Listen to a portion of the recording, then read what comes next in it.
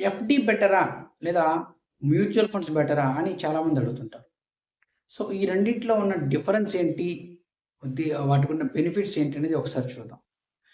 Hi! This is Jogi, financial advisor, Dhanamoolam investments. Fixed deposit చేస్తే మనకొచ్చే benefits ఏంటనేది ఆల్రెడీ మనం చాలా కాలంగా వింటున్నాం. దీంట్లో ఏంటంటే ఎటువంటి ఫ్లక్చుయేషన్ ఉండదు. చాలా పక్కాగా మనకి ఎవ్రీ మంత్ కూడాను ముందుగా డిసైడ్ చేసిన ఇంట్రెస్ట్ అమౌంట్ అనేది మనకు క్రెడిట్ అవుతుంది. సో, ఇది 1 ఇయరా లేదా 2 ఇయర్సా, 3 ఇయర్స్ అనేది మనం ఎంచుకొని అంతవరకు ఫిక్స్డ్‌గా మనం డిపాజిట్ చేసుకొని దాని మీద బెనిఫిట్ ఇంట్రెస్ట్ రూపంలో పొందొచ్చు. బట్ మ్యూచువల్ ఫండ్స్‌లో ఏంటంటే ఇక్కడ ఎటువంటి గ్యారంటీ ఉండదు. ఎటువంటి ఫిక్స్డ్ ఇంట్రెస్ట్ రేట్ ఉండదు. బట్ ఇందులో రిటర్న్స్ అనేది మోర్ ఉంటది. అది రిస్క్ కూడా మోర్ ఉంటుంది. ఇంకొకటి ఏంటంటే ఫిక్స్డ్ డిపాజిట్‌లో వచ్చే ఇంట్రెస్ట్ అనేది టాక్సబుల్.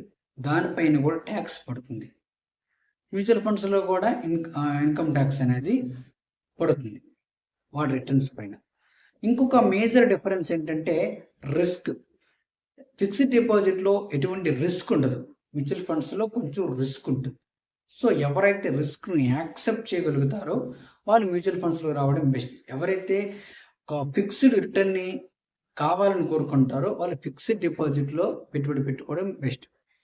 ఇంకొకటి ఏంటంటే రిటర్న్స్ కూడాను ఫిక్స్డ్ డిపాజిట్‌లో 6 ఆర్ 7% మధ్యలోనే మనం యాన్యువల్‌గా రిటర్న్స్ పొందగలుగుతాం. బట్ మ్యూచువల్ ఫండ్స్‌లో 12-15 ఇంకా అంతకన్నా ఎక్కువ పర్సెంటేజ్ ఆఫ్ రిటర్న్ అనేది పొందగలుగుతాం. సో, ఈ డిఫరెన్సెస్‌ని, రిస్క్ అపెటైట్‌ని చూసుకొని మనం ఇన్వెస్ట్‌మెంట్ మోడ్‌ని సెలెక్ట్ చేసుకోవడం బెస్ట్.